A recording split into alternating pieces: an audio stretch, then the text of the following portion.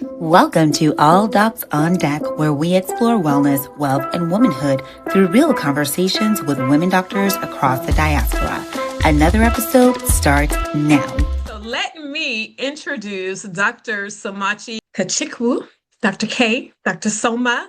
So let me tell you who she is, because this girl is bad. Okay, she is bad. So I'm Mhm. gonna read some excerpts from her professional bio, just so you know, because when you talk to her, she's gonna talk to you like girlfriend, but don't get it Yes. twisted. Like, she is loaded and her brain is brilliant. So a little bit about her: she is a seasoned educator and an expert, yes, an expert with a track record of designing and implementing innovative strategies in both the private and public sectors. And she has a strong background in education. She's a trailblazer. She's a change agent with a global education sector, forging synergies and harnessing her expertise. So when people started talking about AI, she was already on it. She was teaching us about Yes. AI, and not just about it, but how to actually use it Yeah. in our day-to-day lives, like making it practical. Right. And that is part of what she does. So in addition to her role in that aspect, she also worked and provided technical and operational guidance for USAID projects. So Dr. Soma has a doctorate in education and from Marymount University in Virginia.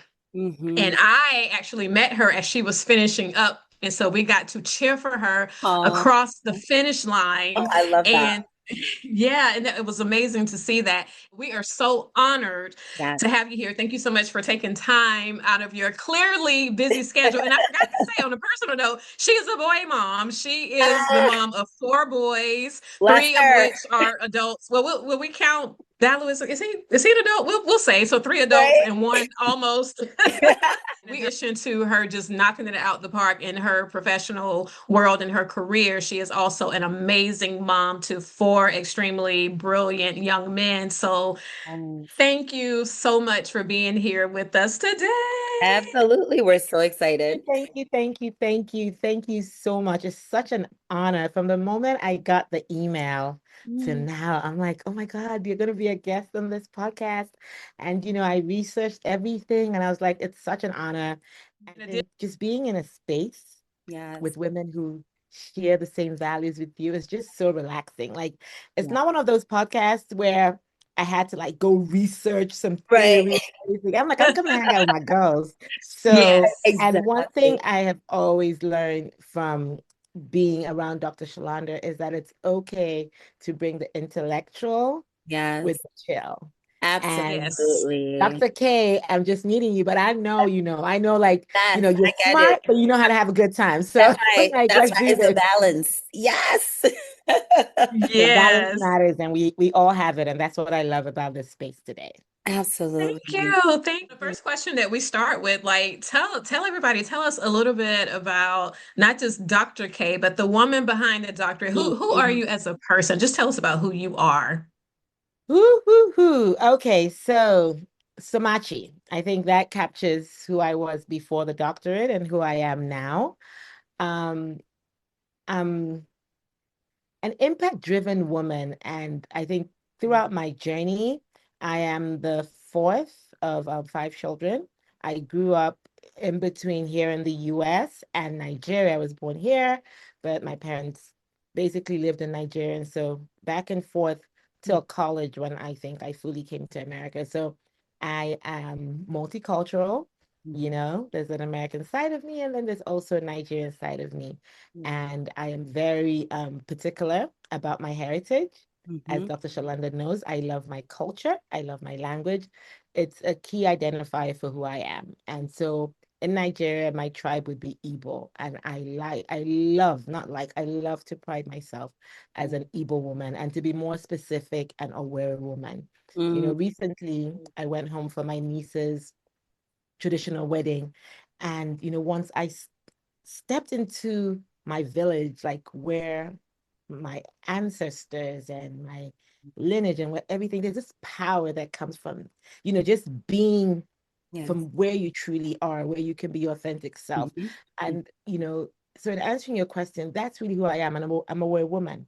I'm an aware woman. That's who I am. And I've realized that anything else I achieve along the way, motherhood, relationship, Yeah. academic excellence, were all built on me being an aware woman. And what does an aware woman mean? It means I love being around my family. It Mm-hmm. means I'm someone who loves we love to host in my culture. We love to be around people. And as we get to talk, you'll find that everything I do involves bringing people together. That's what is Yes. authentic to me. And whether it's in school, whether it's at work, wherever you find me, you Yeah. will see that I am doing something subtly or overtly bringing people together. So Mm-hmm. I think, in a nutshell, I'm an impact driven woman who Yeah. loves to bring people together. Oh, I love that. That's Perfect. heart, and I feel so much similarity in that.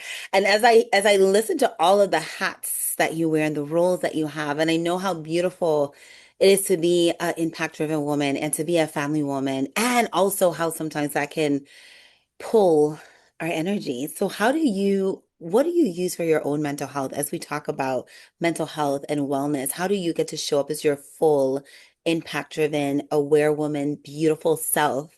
What do you do for your mental health to be able to show up fully in that way? And as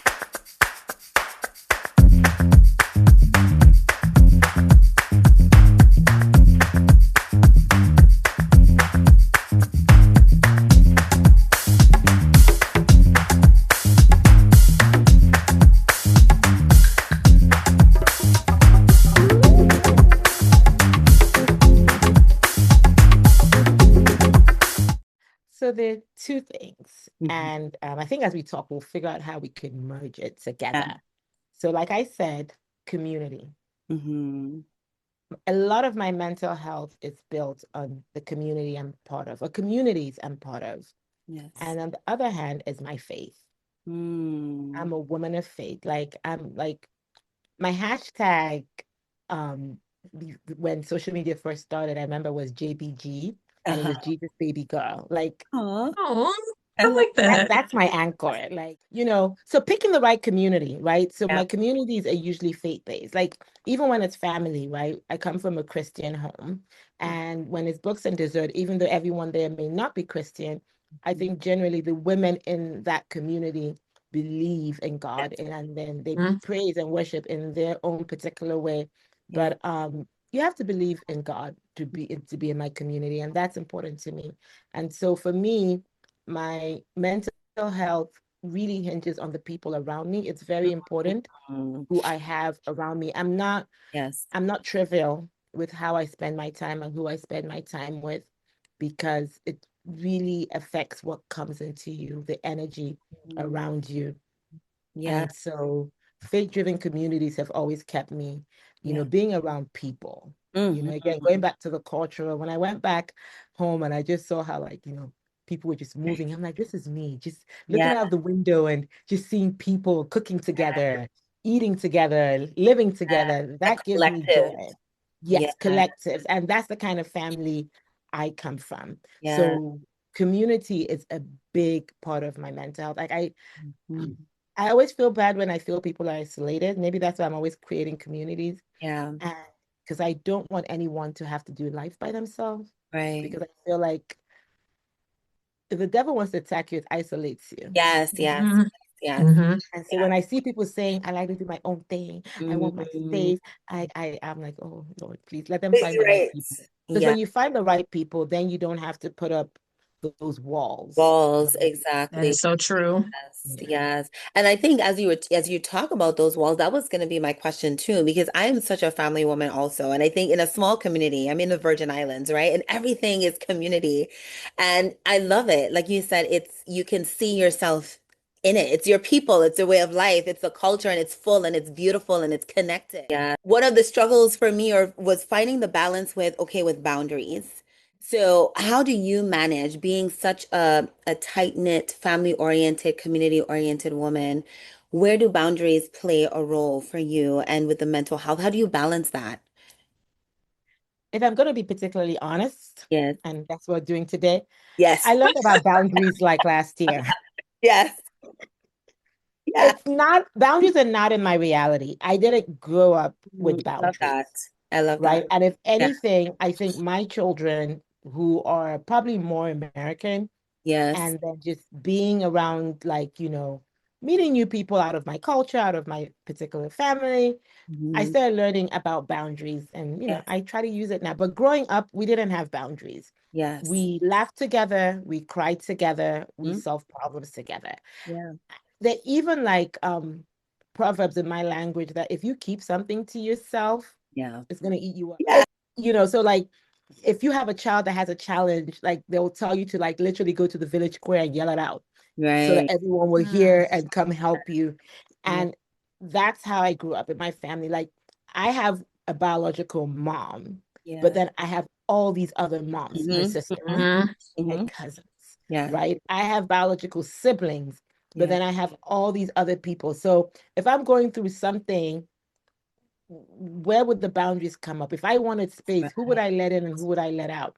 Right. But then as I did get older, I realized the importance of boundaries. So it is Mhm. important to, because not everyone should have access to you, right? Mhm. Not everyone should have influence over you. And that's where boundaries come in. And my kids will always let me know, like, oh, mom, we don't want you discussing this with everyone. Mhm. We don't want to be here. And I'm like, you know what? It makes sense because I didn't grow up that way. We Right. we kind of just did everything together in the living room, no matter who was, even if there was like a mom's friend visiting, she would be Yeah. like, yeah, so why do you get the bad grade? I'm like, Right. the You know, I phone always used to ring. say I can't do Like, nothing wrong in the community because everybody's gonna know who's Carmen's daughter, who's Elroy's daughter. So you better be on your P's and Q's. But it's the exactly, village, you get yeah. it. Yes. And Yes. so Yeah. I think with my kids and spending more time here in the States, Mhm. just reading and exposing yourself, you realize that okay, you can actually learn to manage and navigate some of these relationships. And so with now, I'm learning that. But growing up, there were just no boundaries. And Yeah. it's hard. It's really hard to have those boundaries, if I'm Yeah. honest. It's not something I'm very familiar with, if I'm being Yes. honest. Yeah. I No. think Yeah, and that makes sense. And it's not just, it sounds like, it's not just a cultural thing, but like raising children, like you said, it's also the generational because they will teach you, even with social media. I'm Right. used to and I'm comfortable with sharing portions of my life. And then I had to get to the point where it's like if it's involving my kids, because that's not how they move. They Right. don't live their life on social media. So if I want to share something about them, I've had to learn to stop and say, wait a minute, Mhm. that's their story to tell. Mhm. And you're right, children will teach you that. How was that transition though with the your older family members? Like when you're like, okay, I want some space now, that they look at you and be like, girl, whatever, Space space, what? or was it, or did they kind of roll with it and say, okay, we'll let her have a little bit of space? Like how is that navigating honestly, that it's newfound? a lot of books we've read in book club, honestly, and just and what I like is listening to people's stories and Yeah. how everyone navigates, because they get offended when you create boundaries, Mm. right? Like when you're like, oh, this is my personal thing, and Yeah. they're like, no, it's not. I'm like, yes, Right. it is. So yeah, so the Yes. pushback is there, it's Yes. there, but then you have to learn, especially with my kids, learn to respect. Mhm. They're now young adults, they're not little kids, so learning to respect. And Mhm. then also I think something else that helped me is owning my narrative, you Mm. know and when you don't put up those boundaries, it's hard for you to own your narrative. And it's Okay. as you get older and you mature, you kind of want a certain narrative about your life or Mhm. experiences you've had, Yeah. right? And if you kind of like the way I look at it is like when people used to have, like now people have weddings and they'll say no pictures. Mhm. And I used Yeah. to be like, why would they say that? And I Right. realized when I saw the pictures of a wedding that Yeah. didn't allow random pictures, I was like, I get it. They Mm. wanted their day to A be, the narrative. story to be Yeah. told in a Yeah. particular way. Really done. Because people will come to your special day, they won't clean the lens on their camera, Right. they'll take pictures, like your mouth will Right. be open. Open. Right. They'll take a picture of the bride from the wrong angle, like it'll look Right. so chaotic. Right. Making sure they look good, but nobody else in the picture got Exactly. it together. They got food in their mouth. Right. Exactly. And I was like, Yes. oh, so this is why people do that, because they want to tell their own story. And then I realized that's something with boundaries. Like if you want to tell your own story, right, in a world like giving like social media, given all the communication streams we have now, it's so much broader than it was. Like I can be here in Maryland and somehow someone is talking about me in like China, Right. right? Because of access Yeah. to you. So Mm-hmm. the world is the globalization of the world makes it harder for you to own your narrative. And I Yes. realize that boundaries is one of the ways, like, don't give people access to you in certain times or certain moments. Yeah. You know, like when they say when you're still building, when you're healing, Mm, things that require privacy, you need boundaries because yeah. if not, people will misunderstand you, Yeah. they'll misinterpret your actions. Right. And, so that's when I was like, yeah, I'm going to put my foot down and Yeah. have these boundaries because I want to own the narrative of my life. Hey sis, have you been looking for an opportunity to just get away, to just be, to reset your nervous system, to step away from the noise, from the overwhelm? Join me this fall in Panama City, Panama. I will be hosting small groups of women, no more than 3 at a time, to come through and just be. Contact me at unstuck@drsherlondaatkins.com for more information. Wow, Dr. Somachi. So you do so many different things, but one of the things that you do that I'm so amazed with, I want you to share with our audience is the work that you do advocating for um, quality education and in rural Africa. Can you tell us a little bit about that? Because I think it's just amazing. Okay. So, when I lived in Nigeria, Abuja, I had an after school center. And, kids would come and, when you're working with kids, it's always like, what do I want to be? What do you want to be when you grow up? Yeah. And, a lot of the kids who could afford to come to the center had like amazing dreams. They want to be doctors and lawyers and YouTubers and, engineers. And sometimes kids would even say professions that'll blow your mind. And you'd be like, where you get that from? But Right. that's the privilege of being exposed and being educated. And being in Nigeria where majority of Nigeria still is rural and in rural communities. It crossed my mind one day and I was just like, so if these kids are informed about profession through technology, through educated parents, Yeah. through exposure and, they get to travel. Like these Mhm. are all privileged Yeah. access, Yeah. right? They're grown people who have never left the country, never left the continent, never left their immediate community. I told you about my village. There are people who've never left the village, Yeah. right? So how are these kids supposed to dream bigger than what they see? And we see it here when we talk about representation, right? If you're not reading the books, if you're not watching TV, if you don't have access to the internet, right, how are you able to dream beyond those limitations? Right. And that's where my passion for rural education started. And then I started working with teachers and, started working with teachers and then started working with students, really because it's an equity issue, right? Mhm. And if we want more representation in leadership, we want more representation in governance and private sector executives, it really starts from the opportunities we give people when they're born with education.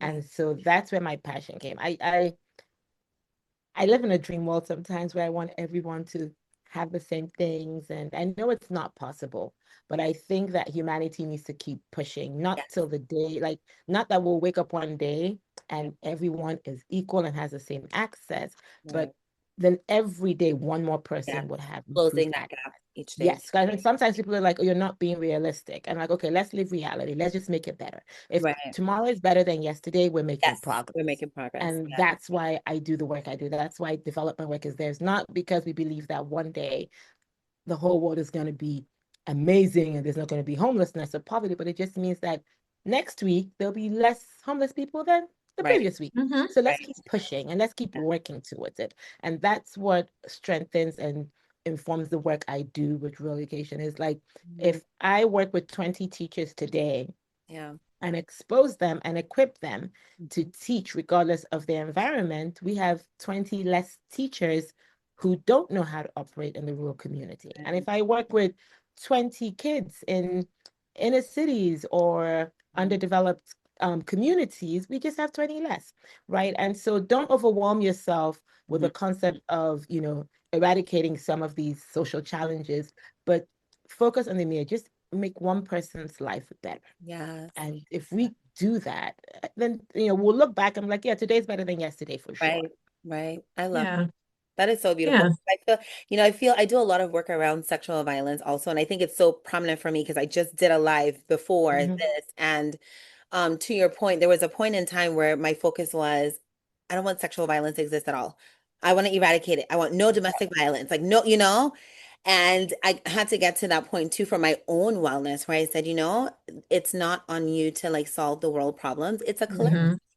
Everyone has to show up and do their part. And so that's what we're going to start with. Do what we can and do my part. And so would you say that this passion and this perspective is kind of what led you towards getting your doctorate, or do you think it was something else? Like what led you on that journey? Yes, I definitely want to make the world a better place. Hmm. Definitely. That's what's my goal. What do you want to be when you grow up? I want to make the world a better place. And Yeah. my Oh. mom used to tell me, she was like, you kind of have to have money to do that. You know that. Well, we're claiming it. We're claiming it. I know. We So receive it all. she was like, yeah, that's all well and good. And she used to tell me, she's like, I remind me that not only do you need money, you need your money. Yes, So right. she's like, you need your money Your to money. make the world a better place. So that definitely was a driving force, but also my mom has a doctorate and she's a very defining force in my life. And, so just watching her, I remember when she was going through her classes, she would pick us up from school. Then my brother and I were in elementary school. She would pick us up, and the university where she was doing her doctorate was like about an hour, about 2 hours away, and Mhm. put us in the car, drive, take her evening classes. She would Wow. leave us in the car. I don't know if I told you this around this. She'd leave us in the car. The city in Sukkah was Yes, known for bananas and yes. peanuts. And I don't know if you guys know that, but bananas and peanuts is like a thing in Nigeria. Ah, So and that's why I don't like bananas anymore because I just eat too you much. got too much. So we'd be in the car and she would get us bananas and peanuts and then maybe a Coke. And Yeah. then we'll be in the car and we'll do homework and then it'll get dark and we'll sleep. And then she'll be in class. Then she'll come out of class and then we'll drive all the way home. Mm, So she was just one of those women who, when they say how do women balance, she just did yes. everything together. So, and then we'd go home and have dinner and the next day we'd go again. And then if Wow. she had to go for a conference, my mom was a teacher at some point, she would take my brother and my older siblings went to boarding school. And then again, we would go to the conference, we would wait downstairs or we would wait in the lobby. So it was an experience that I felt part of. Mm, And so I knew it wasn't easy, but I just thought it was so commendable. And I knew once she got it and she was Dr. Kachikwu, everyone was like, oh, wow. yes. And they were all celebrating her. And then she was an Right. authority in everything she was doing. I'm like, yeah, I think I want to do that. And so that really inspired me. And so when people say, Mhm. oh, doing a doctorate is hard, I'm like, that's the only way I know how to do a doctorate. Right. Right. Like that's not gonna scare me. Like Right. that, you're gonna have Exactly. to come with something else. Yes, but Yes. something about the hard work, Yes. Yes. pays. And so so I knew that once you had a doctorate, you became an authority in Yes. your field. And Yes. when you're an authority, people listen to you. And if you want to change the world, You you need want to people to listen. command that Hmm. attention, Hmm. right? And so those two things put together is how I became Dr. K.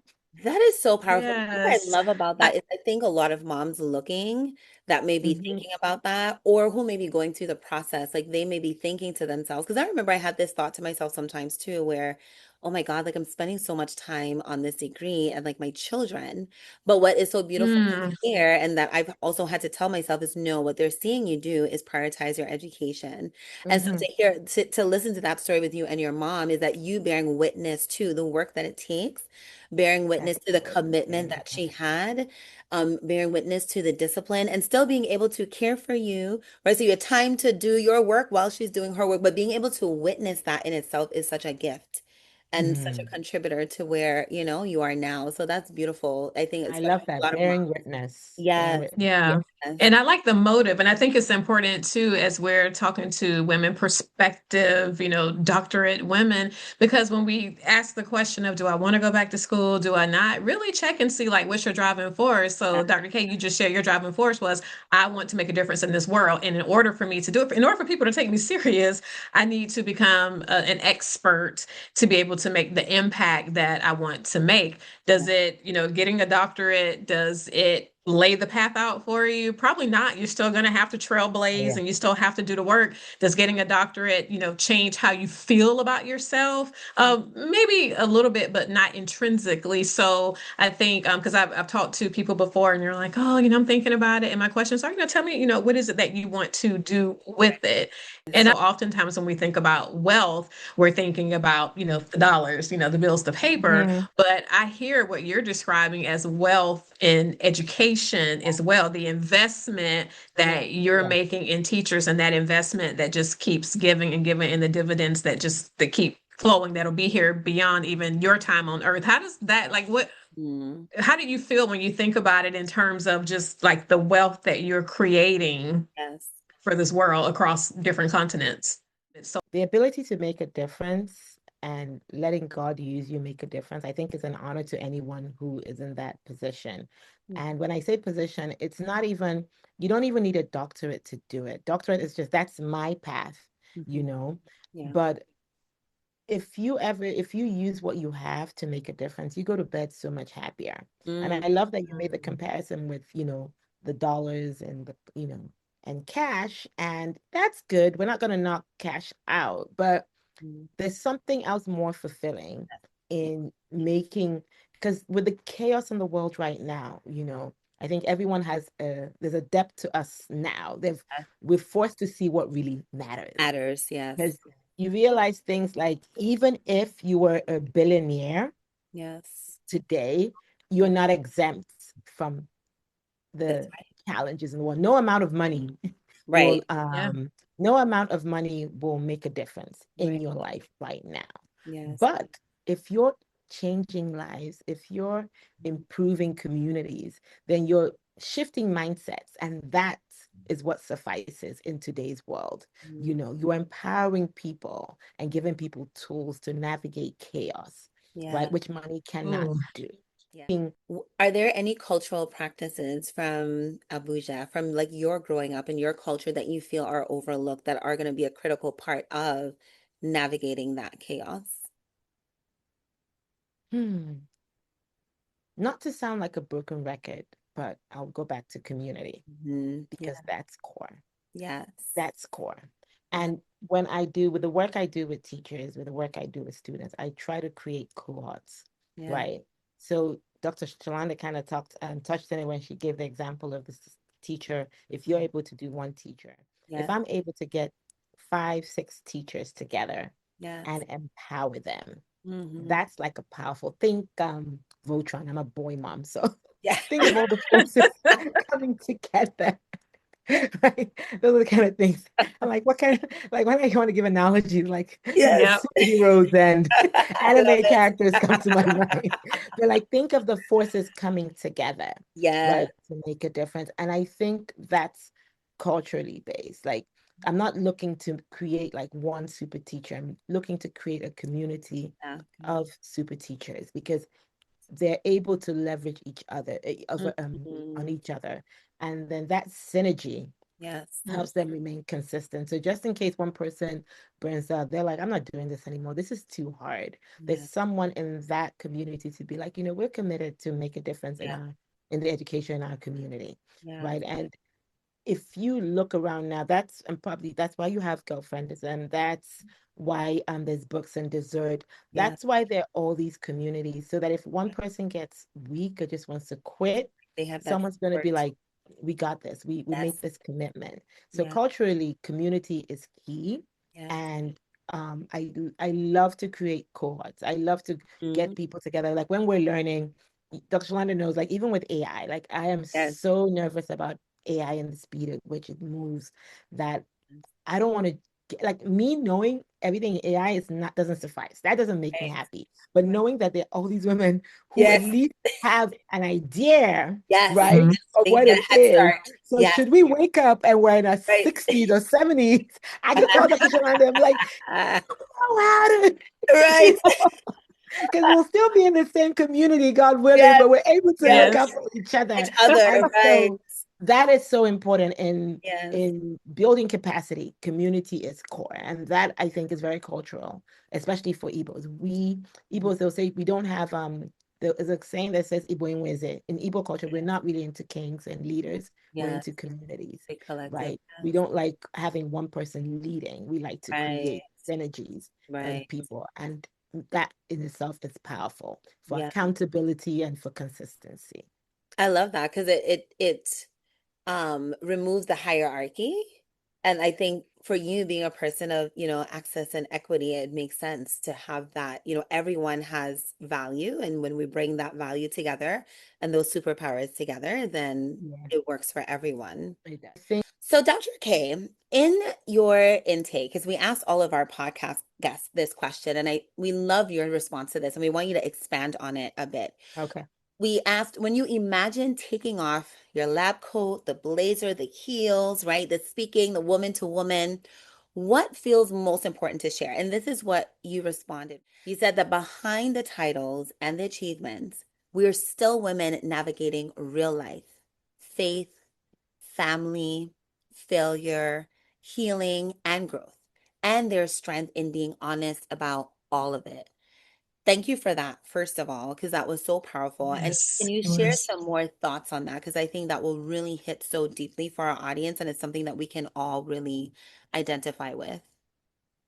Yes, I really feel like as women, the spotlight has been, it's like ever since, women started having a stronger voice and, seeking equity and access, society has just put the light on women. So anything we do wrong is like a big deal. You have a female president and a male president. Male president would do something wrong and they'll be like, oh, that's part of leadership. A female president would do something wrong and Mm, they're like, oh, vote her out. Right. Like, not to just go into politics, but we've seen some of that in our environment. The standards for women are so much higher. And you know what happens? We become guarded. We, Yes. we, we fear to show our failures Yes. yes. because we don't want to be judged by them. Right. And even when we overcome our failures, Mhm. people will take you back. Right. And so when many women, especially women that look like us, Yes. Hmm. when we fail, we want to hide it Mm-hmm. Mm-hmm. because it's so hard to move beyond Yes. that moment of failure. What should be a learning curve Yes. becomes baggage that Mm. you have to carry through. Right. And that is something I think that women like us that have a voice Mm-hmm. need to come, Yeah. need to conquer.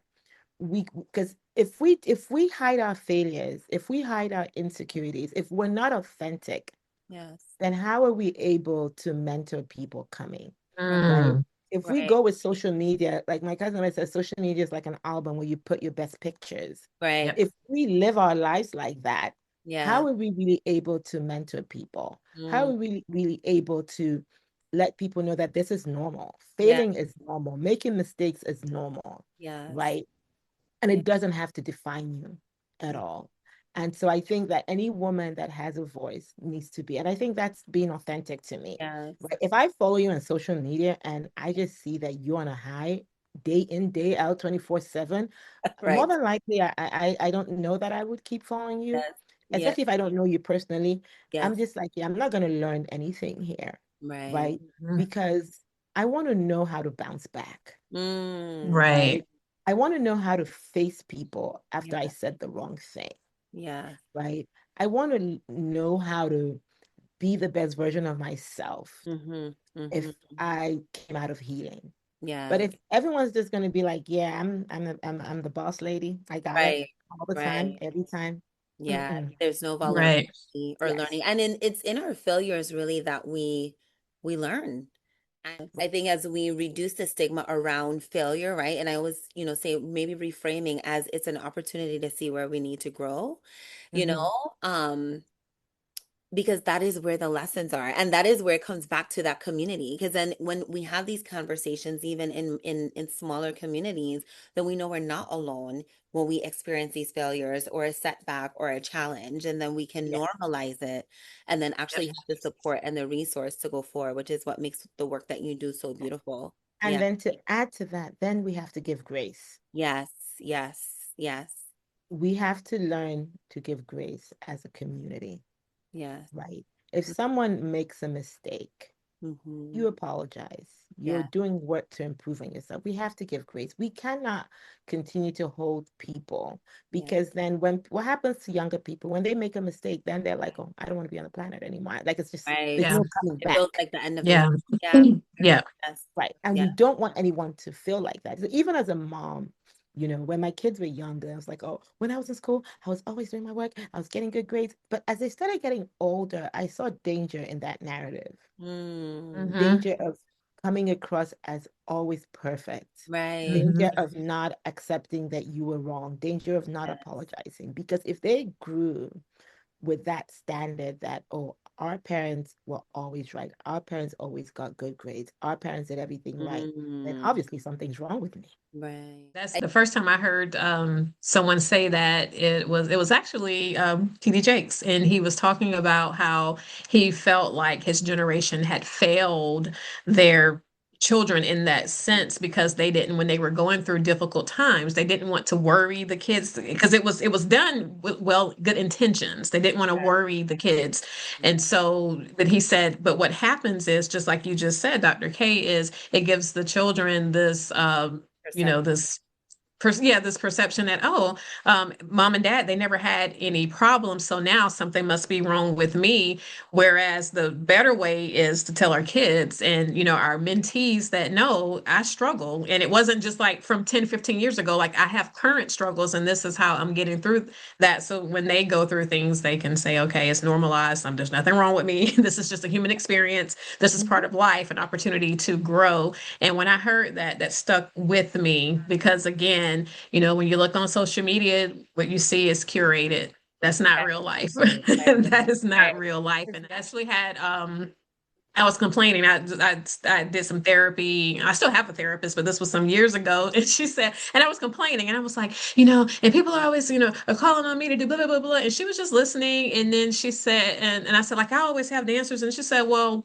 how much of that is what you have put off?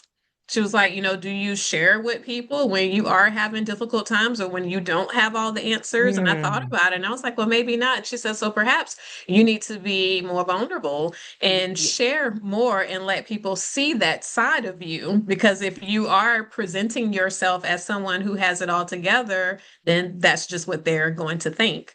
Yes. I think I went through that phase in my family where I was like, everyone's like, Somachi, like, ain't nobody care about, like, no one's asking me what I'm going through, how I'm coping. I'm like, well, if you show up every day, looking like you got it all in control. I think people know, like, I'm tired. Yeah. I'm tired of acting. Like, it's too much. Right. Because it's exhausting. It requires too much it is energy. But that vulnerability is very powerful. Be it as a wife, or a mother, or a daughter, whatever it is, as a boss, as a mentor, whatever role you're playing, vulnerability is very powerful to those who look up to you or who work alongside you. It doesn't have to always be people looking, because in some of these communities, we're not always leading, right? We're just part of the community. So people working alongside you. And when they see that vulnerability, it makes you more approachable, and it makes your life, more inspiring to people as well. And I think that's one of the reasons too why we wanted to humanize the doctor, because we recognize that we do have that role in most of our communities. We're like the go-to person all the time. And so to be able to create the space where we can say, like, hey, y'all, we're human too. You know what I'm saying? Yep. And these areas that we're still working on, and that we're still evolving and still learning, and hopefully people can see and connect more, and not so much with just the title, but with actually with who we are. And like you said, how we just working every day towards making the world a better place. All of us just showing up and doing our part. So, thank you so much for sharing that. How do people continue getting all this lovingness and all this beauty and all this power and vulnerability from you, Dr. K? For me as a person, I'm on Instagram, and I try to be as active as I can. And my handle is at Dr. Somachi K. And I have my business Instagram, which is Learn with TLB. And Learn with TLB is our website. Learn with TLB is our Instagram handle. Mhm. And, I'm always open to connect. I'm also a youth success strategist. I work with teenagers and young adults to be the best version of themselves in school and beyond. Mhm. And you will get all that information on any of my pages. I have my podcast, Class Dismissed with Dr. K. And on Mhm. that platform, I give a voice to teachers in rural communities, Mhm. not to the policymakers, not to the government Mm, officials, to Yeah. the actual people in the field. And Mm. it's not easy because there's no technology in most of these communities. Right. But we wow. find a way to get them on the internet just to hear their real story, Yeah. right? The problems as defined by them. Mm. So between Learn with TLB and Class Dismissed, we're here. And then for our book club, we're also on Instagram and Books and Desserts. That's wonderful. And for anyone who's listening, if you have teenagers, young adults who need some extra guidance because it is difficult trying to navigate, especially now with, colleges and even the work before getting into college and Mhm. how to, because parents sometimes we just can't do it. We can't keep our kids, motivated, and we want like who can we send them to that has Yes. some strategies and can Dr. talk to K, them in a Dr. way K, that they Yes. Dr. understand. K. And that's Dr. That's Girlfriend, Dr. Shalonda, thank you for introducing me to your girlfriend, Dr. K. yes. So now we got two girlfriend Dr. K's. I love Two it. different Dr. K. Now we got to find a And way to we both party love to together. I dance. know. Girlfriend. But it's been an honor. You women are amazing. And Thank honestly, you. thank you for this Blessing. platform, for me and for the women who came before me and the ones that will come after me. Well, thank you so much, Dr. K. Thank you, thank you, Yes, thank thank you. All that you. you do. Thank you for creating space for community. Thank you for creating platforms for teachers and individuals in rural communities to have their voices heard. Thank you for being an advocate, and thank you for being another human being that is beautiful and making this world a better place. So we thank you so much for saying yes, for accepting the invitation to join us on this All Yes. on Deck. And we love you, girlfriend. Love you, sis.